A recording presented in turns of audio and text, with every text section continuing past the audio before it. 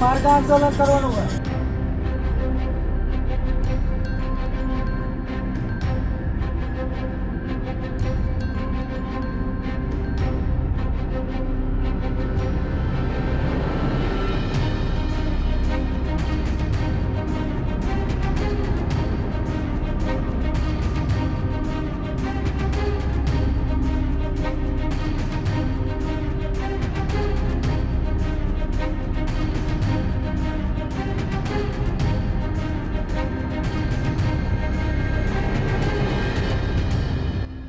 શૈલેષભાઈ મેર ઉપર હુમલો થયો ત્યારે અમે પોલીસ તંત્ર દ્વારા કહેવામાં આવ્યું હતું કે 24 કલાકની અંદર આરોપીઓની ધરપકડ કરવામાં આવશે, પણ આજે 3 દિવસ થયા એમ છતાં આરોપીઓની ધરપકડ કરી નથી. પોલીસ કર્મીને અત્યારે કીધું 10 મેડમ આંકા ઉભા રાખો અને 10 પોલીસ કર્મી આંકા ઉભા રાખો, એ એમની રીતે ઉભા કરી દે છે.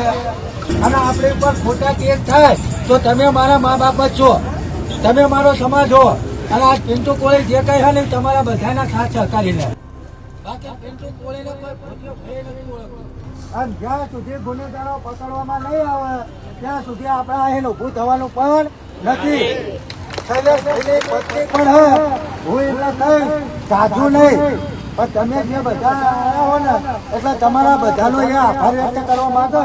તમારો બધાનો ખેડૂત ભાઈઓ અને બહેનોનો બધાનો આભાર માનું છું. અને જ્યાં સુધી અમને ન્યાય ના મળે ત્યાં સુધી તમે બધા અમારી સાથે જોડાયેલા રહો એવી તમને નમ્ર વિનંતી કરું છું. આજ એમને આયા મારી વાતે વાગે બાજુ કાંઈ પણ થઈ ગયું હોય તો અમારા નાના છોકરા છે તો એમને ધ્યાન કોણ રાખે તેમ, કારણ કે અમારા પરિવારમાં બીજું કોઈ છે નહીં. મારા સસરા છે જે ઘણું એ અમારી આજ છે, પણ એ સમાજ સેવા માટે કામ કરી રહ્યા છે. જ્યાં સુધી શૈલેષભાઈ આપણા ગામમાં આવતા હતા બરાબર, આપણને ન્યાય અપાયો. એમની તો જમીન હતી નહીં એટલે એમને આપણને ન્યાય અપાયો અને આપણા બાળકોનું હારું વિચાર્યું. અમે એમના બાળકોનું હારું વિચારવા જ્યાં સુધી એમના ન્યાય ના મળે ત્યાં સુધી દરેક ભાઈઓ બહેનોનો મારા નમ્ર વિનંતી કે એમના સાથે જોડાજો.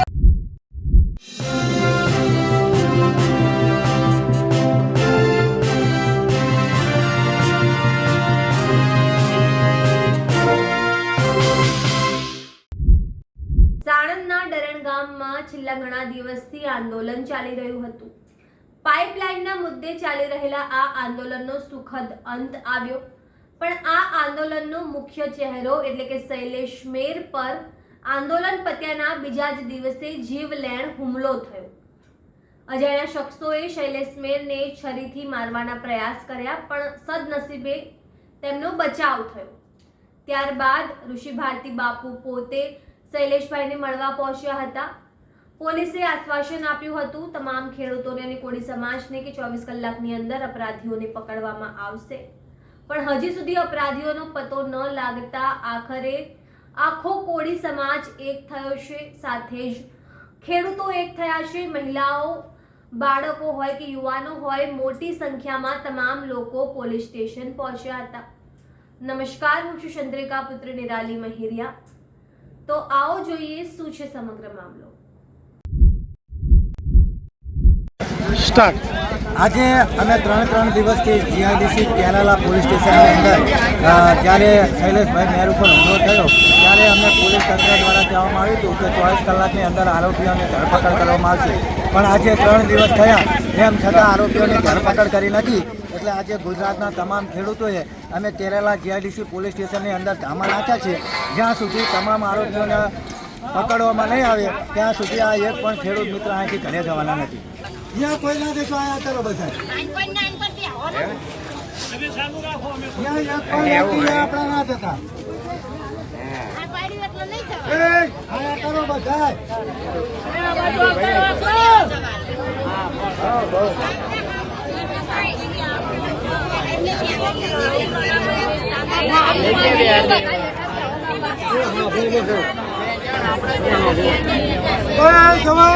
જય કિસાન, જય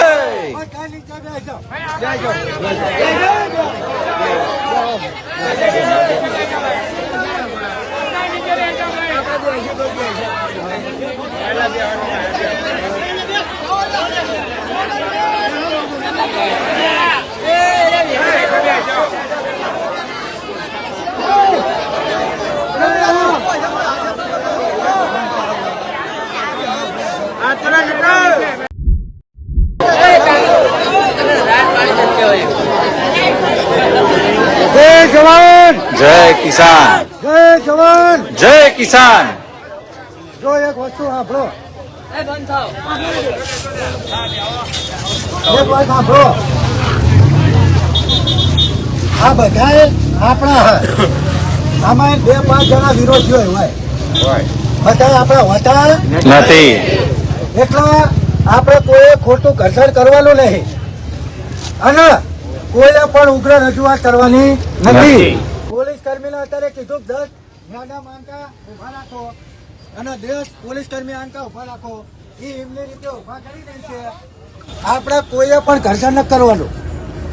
આટલું યાદ રાખજો. આપણે શાંતિપૂર્વક આંદોલન કરવાનું હોય, આંદોલન કરવાનું હોય. એટલે ખોટે ખોટા આપણે સંઘર્ષમાં પડી અને આપણી ઉપર ખોટા કેસ થાય તો તમે મારા મા બાપ જ છો, તમે મારો સમાજ હો. અને આ પિન્ટુ કોળી જે કહે છે ને તમારા બધાના સાથ સહકારીને.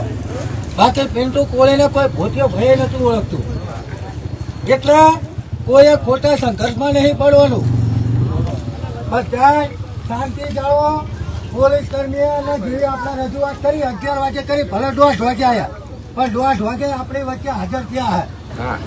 એટલે આપણે ખોટો વાંધો વિરોધ કરવાનો નહીં. ગાંધી કીધા માર્ગે આપણે આંદોલન કરવાનું હોય. એટલે કોઈએ અંદરો અંદર વિખવાદ કરવાનો નહીં. અને જ્યાં સુધી ગુનેગારો પકડવામાં નહીં આવે ત્યાં સુધી આપણે અહીં ઊભું થવાનું પણ નથી. આપણી વચ્ચે શૈલેષભાઈની પત્ની પણ હે.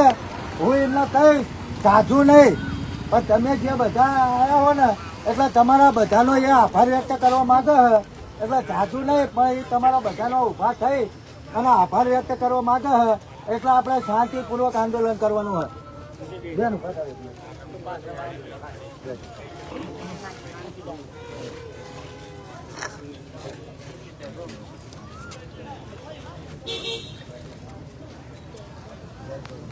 જય જવાન જય કિસાન.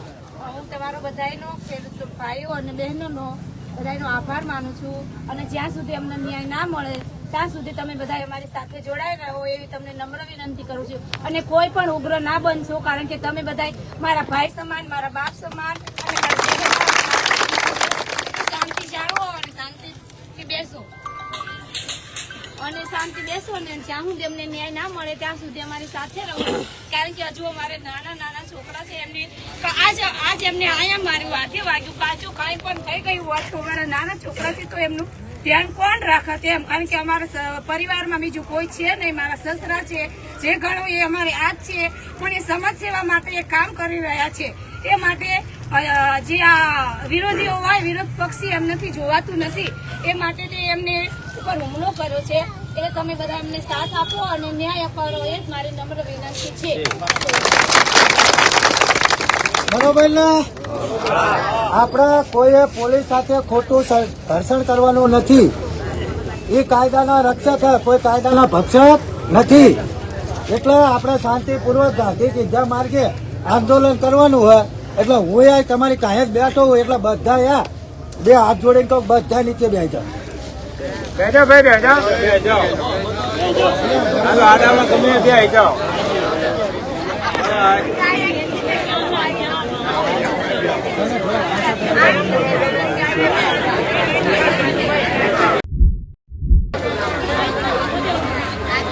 બધા નીચે બેસી જાઓ. અને હું તડકા આવીને જ બેસવાનો હું તમને બધા બેસી જાઓ.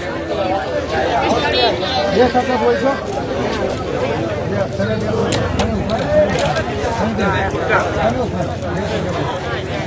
તમને જે યોગ્ય લાગે આપણે કોઈ ખોટું થાય એવું નહીં કરવાનું.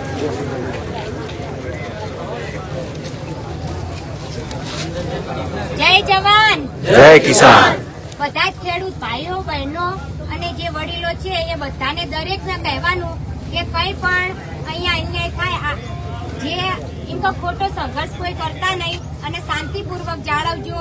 અને જો જ્યાં સુધી શૈલેષભાઈ આપણા ગામમાં આવતા હતા બરાબર, આપણને ન્યાય અપાયો. એમની તો જમીન હતી નહીં એટલે એમને આપણને ન્યાય અપાયો અને આપણા બાળકોનું સારું વિચાર્યું. અમે એમના બાળકોનું સારું વિચારવા જ્યાં સુધી એમના ન્યાય ના મળે ત્યાં સુધી દરેક ભાઈઓ બહેનોનો મારા નમ્ર વિનંતી કે એમના સાથે જોડાજો અને અહીંયા આવીને બેસજો.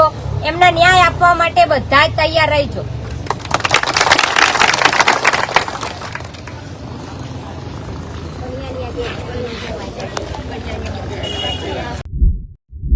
તમે આ વિશે શું વિચારો છો અમને જરૂરથી કમેન્ટ કરીને જણાવજો. અત્યાર માટે બસ આટલું જ. સાથે સાથે તમે અમારા નવા ફેસબુક અને ઇન્સ્ટાગ્રામ પેજને પણ ફોલો કરી શકો છો. ધન્યવાદ.